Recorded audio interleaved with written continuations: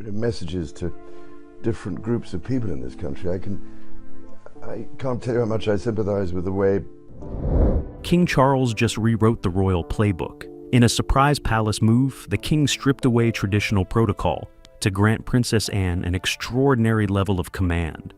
Nobody saw this coming. The scale of this decision is completely unprecedented, and it permanently alters who holds the real power behind the throne. Why did Charles make this drastic move now? The answer involves a massive shift inside the palace walls. Full body, the palace order, and what it contains. There are decisions made inside the British royal family that arrive without warning and land with a weight that takes time to fully absorb, not because they are dramatic in their presentation. The most significant royal decisions almost never are, but because their implications, when examined carefully and in full, reveal a shift in the institutional landscape that changes how everything around them has to be understood. What King Charles did in the third week of February 2026 was one of those decisions. And the reason it has generated the kind of sustained and serious attention inside the palace that it has is not simply what it contains. It is what it represents, what it signals about where Charles's mind is in the current chapter of his reign, what it reveals about who he trusts, who he considers capable of carrying the institution's most serious responsibilities, and what his private assessment of the near future looks like. The palace order itself is a formal document. It sits within a category of royal instruments that have been used across centuries to confer specific authorities and responsibilities on named individuals within the royal family or the household. These are not the same as letters patent or royal warrants, or the other more commonly discussed mechanisms of royal authorization. They are something older and, in certain respects, more direct. A palace order, properly constituted and formally issued by a reigning monarch, carries institutional weight that is difficult to challenge and essentially impossible to reverse without the explicit consent of the monarch who issued it. Charles issued this one personally. He directed its preparation through his private office and his constitutional advisors. He reviewed multiple drafts across a period of approximately 3 weeks. And he signed the final version in a private ceremony attended only by his private secretary, his principal legal advisor, and the individual the order was addressed to. That individual was Princess Anne, the Princess Royal, his sister, the woman who has served the British crown with more consistent dedication and less public recognition than almost any other member of the royal family in the modern era. The order grants Anne 4 specific categories of authority that, taken together, represent an expansion of her formal institutional role that has no direct precedent in the history of the modern monarchy. The first category is oversight authority over the royal household's most sensitive institutional review processes. Specifically, the processes that govern the management and protection of royal heritage assets, private estates, and the personal property of the crown. Anne has been granted the formal authority to initiate, conduct, and conclude institutional reviews in these areas without requiring the prior approval of the monarch for each individual action.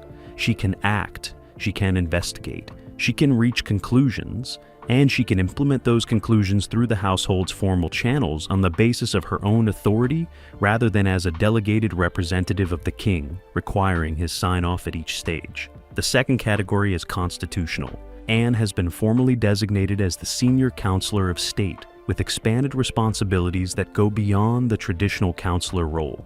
Traditional counselors of state can perform certain limited functions of the monarch when the monarch is unavailable.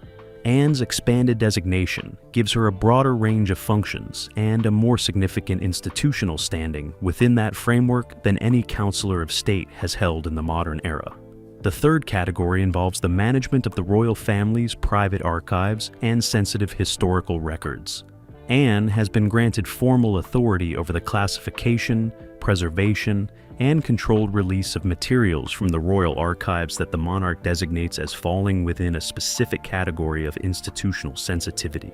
This is the authority that gives her formal oversight of precisely the kind of historical materials that connect most directly to the Diana Correspondence Review that she and William initiated earlier in 2026. The fourth category is perhaps the most significant in its day-to-day institutional implications. Anne has been granted formal authority to represent the crown in certain categories of official engagement and official communication that have historically required the direct participation of the monarch or the heir. She can speak for the institution in specific defined contexts, with the full formal weight of royal authority behind her words, not as a proxy requiring subsequent ratification. As a principle, taken individually, each of these authorities represents a meaningful expansion of Anne's formal role. Taken together, they represent something that sources inside the palace describe with consistent emphasis as genuinely historic. There has not been a grant of this breadth of formal institutional authority to a non-heir member of the royal family in living memory, possibly not in the history of the modern constitutional monarchy. The question that everyone inside the palace has been sitting with since the order became known is why? Why this scope? Why this moment? Why Anne specifically, and why now? Part of the answer is visible in the circumstances of the current reign. Charles is managing a serious illness while simultaneously navigating one of the most turbulent institutional periods the monarchy has faced in decades.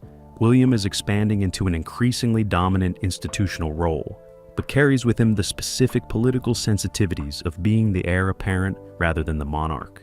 The household needs, in practical terms, a figure with the formal authority to act decisively across a range of institutional functions, without the complications that either Charles's health or William's position as heir introduce into every significant decision. Anne fills that need with a completeness that nobody else inside the family could match.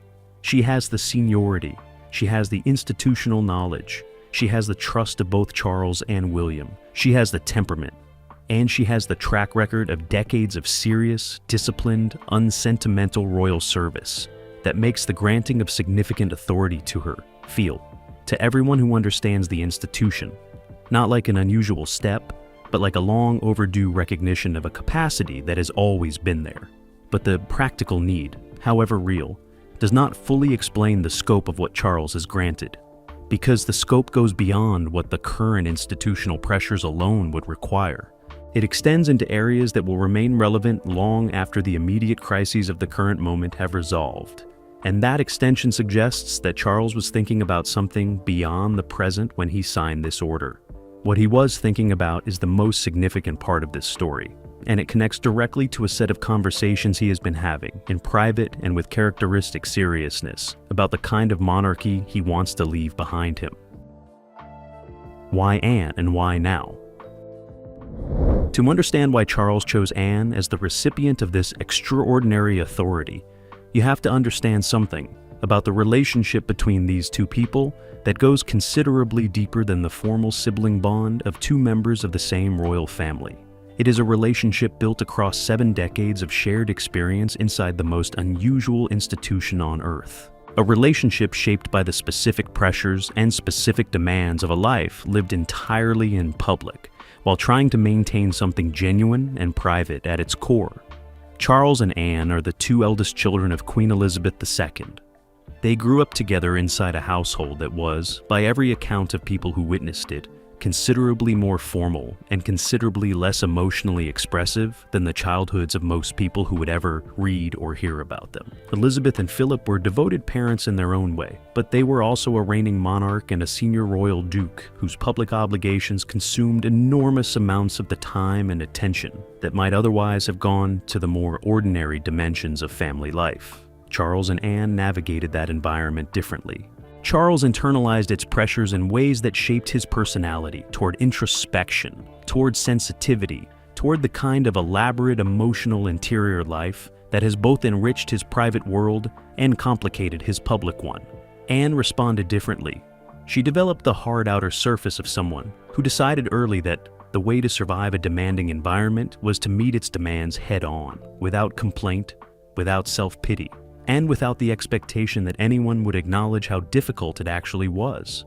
That difference in temperament has sometimes created distance between them. They are not, by any account, a brother and sister who speak daily or share every confidence. But it has also created a specific kind of mutual respect that is more durable than affection, because it is based not on warmth alone, but on genuine recognition of each other's capabilities and each other's commitments. Charles respects Anne in a way that he respects very few people. He respects her judgment, He respects her consistency. He respects the fact that across 5 decades of public service, she has never once put her own interests ahead of the institution's. Never created a scandal that required management. Never placed a personal relationship or a private ambition above what the crown required of her. In the current climate, with the institution navigating the most serious combination of pressures it has faced in a generation, that track record is not simply admirable. It is operationally essential. Charles needed to place significant formal authority in the hands of someone he could trust completely, someone whose judgment he was confident in, someone whose institutional loyalty was beyond question. And when he assessed the field of people available to him with those criteria in mind, the answer was unambiguous. It was Anne. The timing of the order connects directly to Charles's health in a way that the palace has been careful not to state explicitly, but that sources close to the household describe with consistent clarity. The weeks preceding the order's signing had included a period of more acute health concern that prompted Charles and his medical team to have a specific kind of conversation, not about treatment options or prognosis in any dramatic sense, but about the practical reality of managing the responsibilities of a reigning monarch through a period of illness whose trajectory remained uncertain. That conversation produced a practical conclusion. There were institutional functions that needed to be performed with full formal authority that Charles could not guarantee he would always be in a position to perform himself. William could take on some of those functions. He had been taking on more of them across the preceding 18 months. But William's position as heir apparent introduced a specific constitutional sensitivity into certain categories of institutional action that made his direct involvement complicated in ways that Anne's involvement was not. When the heir apparent acts on behalf of the monarch, every action carries an implicit question about succession and transition. It invites speculation. It generates commentary. It is read by the press and the public and the foreign governments the monarchy interacts with, through the lens of a king in waiting rather than a king in office. That reading creates complications that are not always manageable or desirable. When Anne acts, none of that applies. She is not in the line of succession in any practical sense. She is not being positioned as a successor. She is the Princess Royal, the king's sister, an experienced and trusted senior royal performing functions she has been formally authorized to perform. The institutional clarity of that position is, in the current circumstances, genuinely valuable. Charles also factored in something more personal. He factored in the specific institutional landscape that has been developing inside the palace across the preceding months. The challenges around Camilla's inner circle, the situations involving Tom Parker Bowles, the ongoing management of the Andrew fallout, the Diana correspondence review, all of these have required and will continue to require the kind of decisive and unsentimental institutional action that Charles knows Anne is capable of, and that he has seen her exercise with considerable effectiveness. By granting her the formal authority to act in these areas as a principal rather than an advisor, he has given her the institutional standing that matches the role she has already been playing informally. He has made the formal reality catch up with the operational one. And he has done something else that those close to him describe as characteristically thoughtful. He has created a counterbalance. Not to William exactly, their relationship is too aligned and too mutually respectful for counterbalance to be the right word, but a complement. A figure of formal authority operating alongside William, whose presence in the institutional landscape provides a form of continuity and a form of check that serves the monarchy's long-term stability in ways that go beyond any single current crisis. Anne understood all of this when Charles presented the order to her. Sources close to her describe a woman who accepted it without the false modesty of someone performing reluctance. She understood why she was being asked. She understood what would be required of her, and she said yes with the quiet, complete certainty of someone who had been preparing for exactly this kind of responsibility for most of her adult life. Whether she had anticipated the full scope of what Charles was granting her is a different question, and the answer to that question, sources suggest, is that even Anne was surprised by how far it went. What this means for William. The first question that occurred to every senior figure inside the palace when the scope of Anne's new authority became known was a straightforward one. How does this sit with William? Because in any institutional landscape where authority is being distributed and formal powers are being granted, the position of the heir apparent is the one that matters most in terms of the hierarchy that governs everything else. And any significant grant of authority to another member of the royal family inevitably raises the question of whether that grant complements the heir's position or complicates it. The answer, in this case, is neither entirely one nor entirely the other. It is something more nuanced than either. And understanding that nuance requires understanding how William and Anne's respective roles have been developing in relation to each other across the preceding 18 months. William has been expanding into an increasingly dominant institutional role throughout this period. His involvement in the major decisions of the reign, from the handling of the Andrew situation, to the management of palace heritage assets, to the shaping of the decree that governs Camilla's future, has been consistent, significant, and growing. He is not simply the heir apparent waiting in the wings. He is, by every operational measure, the co-architect of the monarchy's current direction. But that expanding role has also carried with it a specific tension that William has been aware of and has been managing carefully throughout. The tension between acting with the authority the current situation demands and being seen to act with authority that formally belongs to a king who is still alive and still reigning. It is a tension that has no perfect resolution. Every significant move William makes invites commentary about whether he is overstepping. Every decision he drives generates questions about the relative positions of father and son, and whether Charles is being managed rather than supported. Anne's formal authority resolves part of that tension in a way that is genuinely useful to William. Because by having a formally designated senior figure operating alongside him with explicitly granted institutional authority, the appearance of William acting unilaterally as a de facto king is replaced by something more accurate and more manageable. The palace has a formally authorized institutional structure that includes multiple senior figures acting within their defined remits. William is one of them, Anne is another, Charles remains the monarch. And the distribution of formal authority across these three figures reflects the operational reality of the current reign in a way that the previous informal arrangements did not. Sources close to William describe his response to Anne's elevation as genuinely positive, not the performed positivity of someone managing a situation they privately find difficult, but the authentic response of someone who recognizes that what Charles has done is institutionally intelligent and personally well judged. He trusts Anne. He has demonstrated that the trust through his willingness to act jointly with her on some of the most sensitive institutional matters of the past year.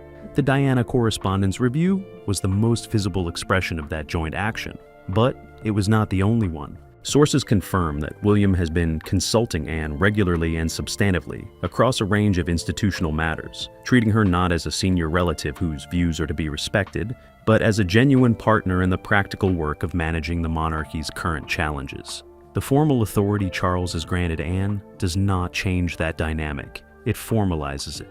It gives institutional standing to a working relationship that had already demonstrated its value and its effectiveness. And it does so in a way that strengthens rather than complicates William's own position by surrounding him with a clearly defined institutional structure rather than leaving him as the sole visible locus of expanding authority. There is one area where the relationship between Anne's new authority and William's position requires more careful navigation. That area involves the constitutional category of Anne's expanded Counselor of State designation.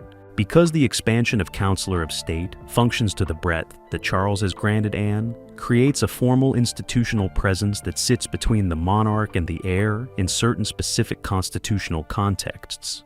In practice, this means that there are functions Anne can now perform with full formal authority, that William cannot perform without raising the succession sensitivities described earlier. She can act in certain official capacities as a principal. He acts in those same capacities as an heir.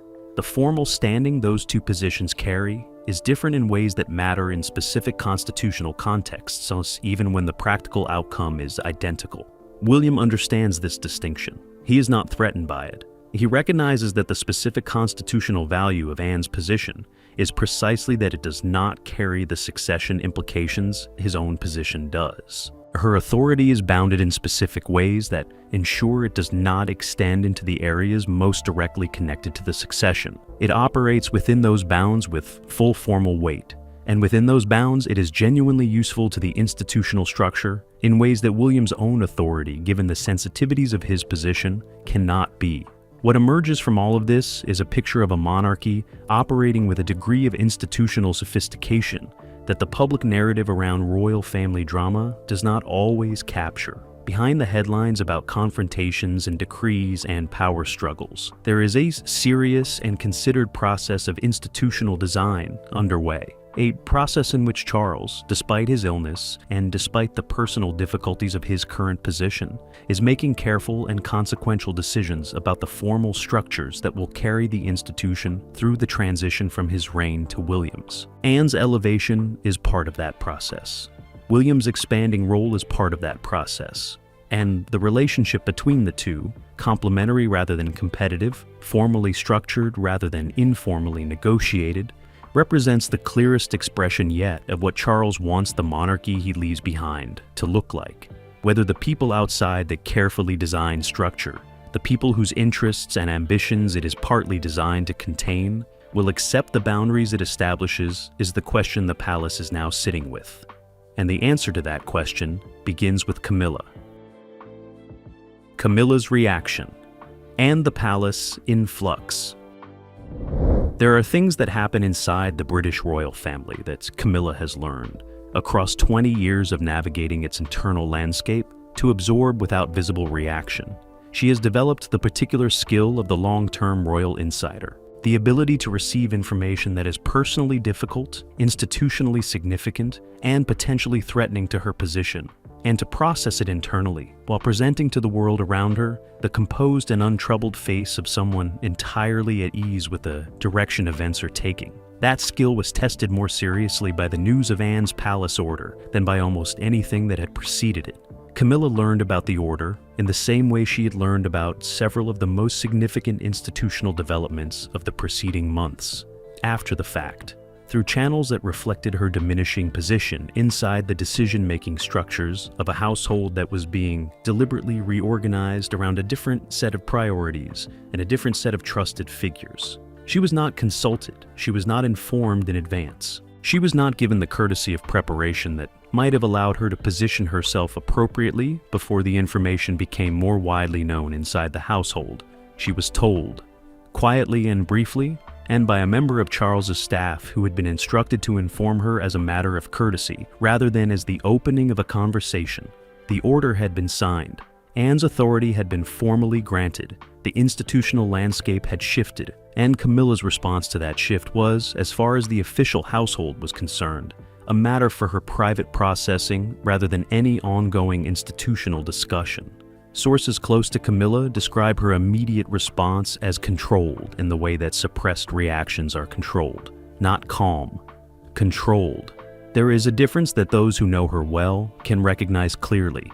Calm is the absence of strong feeling. Controlled is the presence of strong feeling being deliberately managed. And what she was managing in those first hours after receiving the news was a reaction that, sources suggest, was considerably more significant than anything she had allowed to surface in response to previous institutional developments. Because Anne's elevation represented something qualitatively different from the other moves that had been reshaping the palace landscape, the removal of her advisors had been painful, but confined to the management of her immediate circle. The decree had been personally devastating, but concerned her future rather than her present. The Sandringham confrontation had involved her son and had created institutional documentation that concerned her deeply. But all of those things, however significant, had remained within the boundaries of situations that were explicable in terms of specific incidents and specific responses to specific behaviors. Anne's new authority was different. It was not a response to anything Camilla had done. It was not connected to any specific incident or pattern of behavior on her part, or her family's part. It was a fundamental restructuring of the institutional hierarchy around her, in a way that elevated a figure whose relationship with Camilla has always been, at best, one of cool mutual acknowledgement rather than genuine warmth. And it was done with the full formal weight of a historic palace order that carried the monarch's authority absolutely.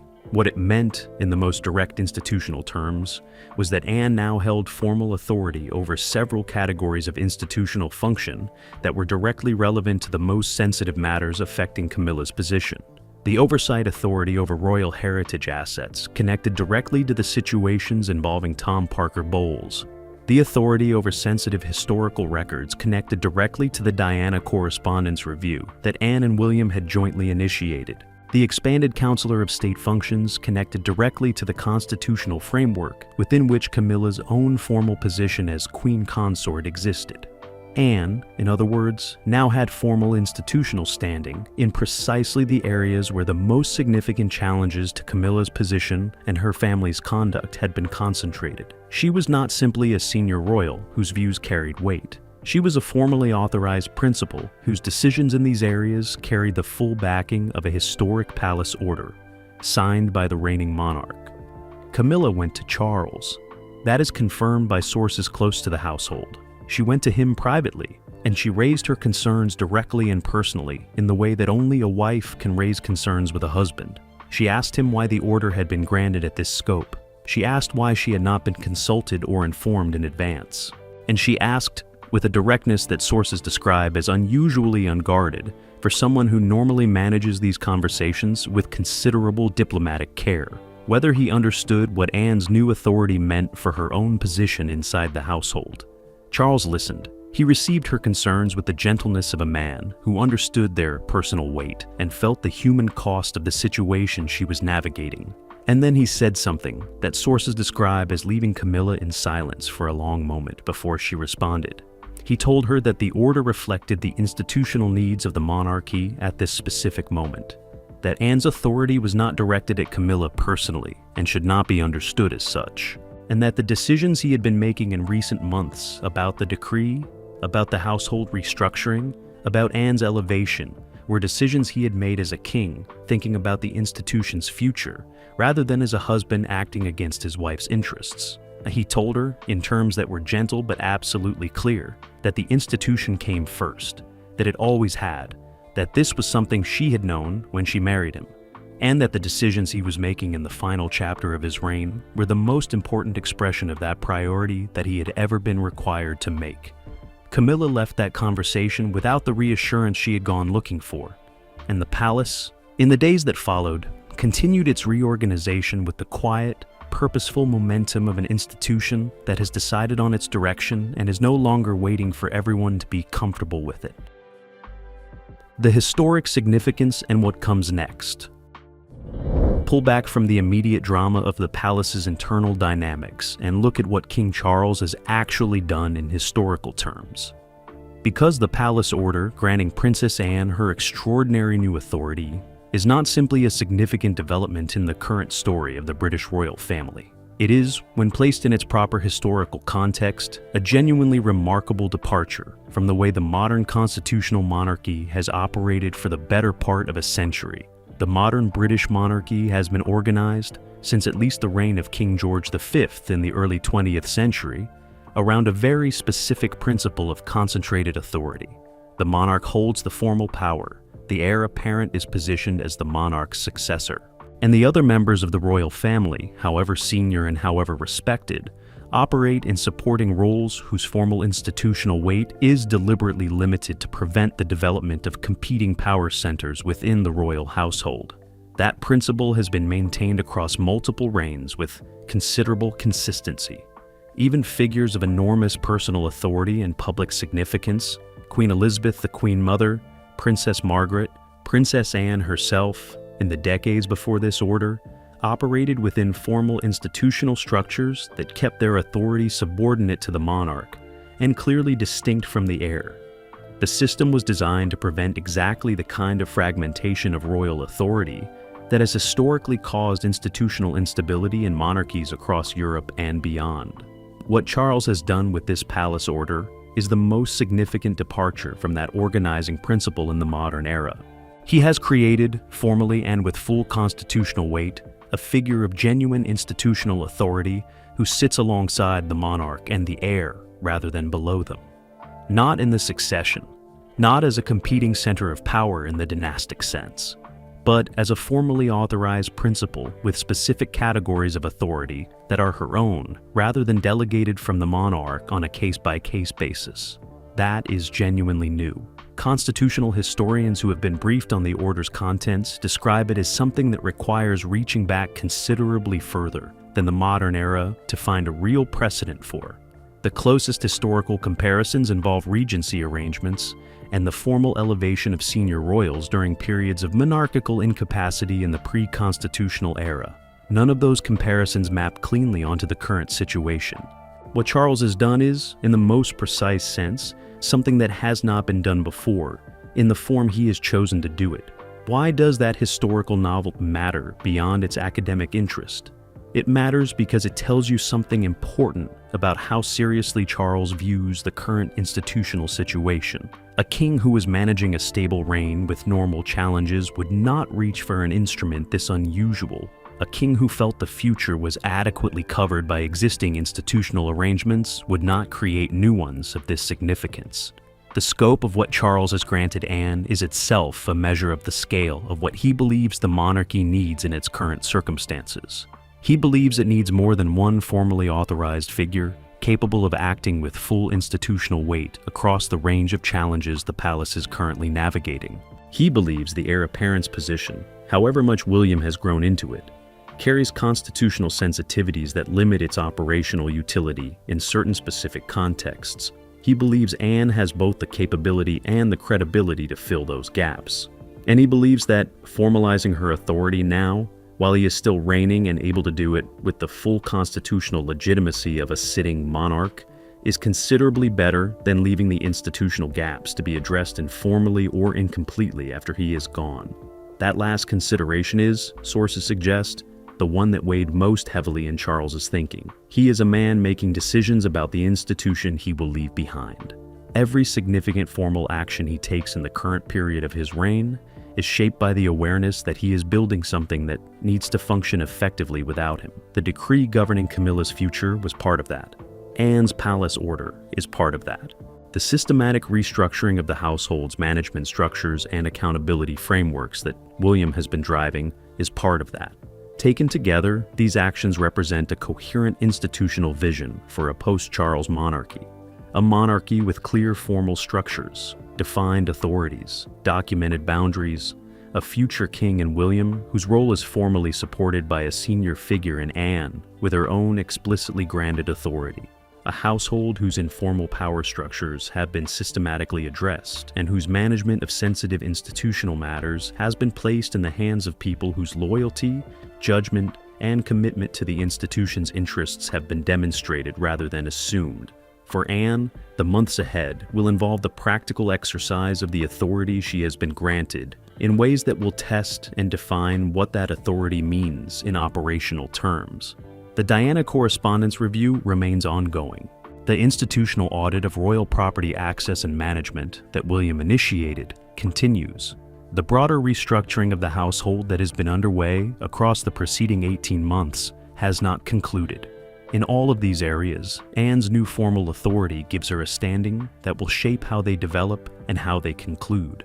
Sources close to Anne describe a woman who has approached the responsibilities of her new authority with the same characteristic combination of seriousness and pragmatism that has defined her entire royal life.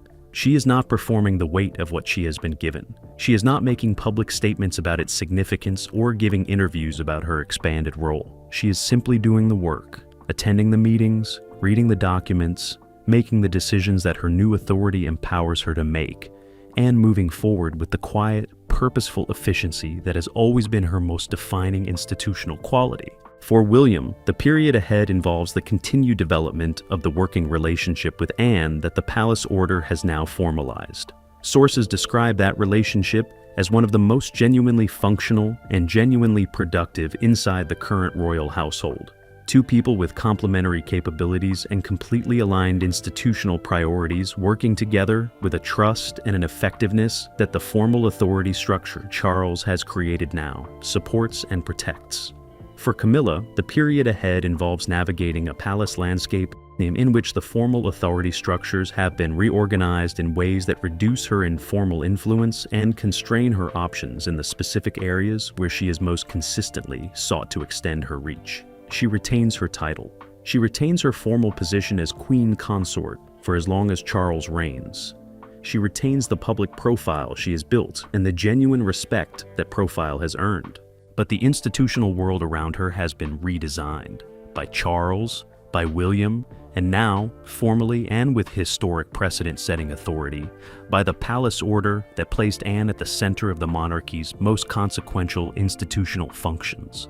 What Charles has built in these final months of his reign is not simply a crisis management structure for the immediate challenges the palace faces. It is an institutional architecture designed to outlast him, to carry the monarchy through the transition from his reign to William's, with the formal clarity and the formal accountability that he believes the institution needs to survive and thrive in the generation ahead. He has done it quietly, he has done it deliberately, and he has done it with the kind of long-term institutional thinking that those who know him best have always believed was his greatest underappreciated quality. The historic palace order granting Anne her extraordinary new authority is the clearest expression yet of that quality, and its consequences for the British monarchy will be felt long after the immediate stories that surround it have faded from the headlines. Charles did not make this decision lightly. He made it because the institution required it, and because he trusted the person he chose completely. Princess Anne has spent 5 decades earning exactly this moment, and the monarchy she now helps to protect is better positioned for the future because of it.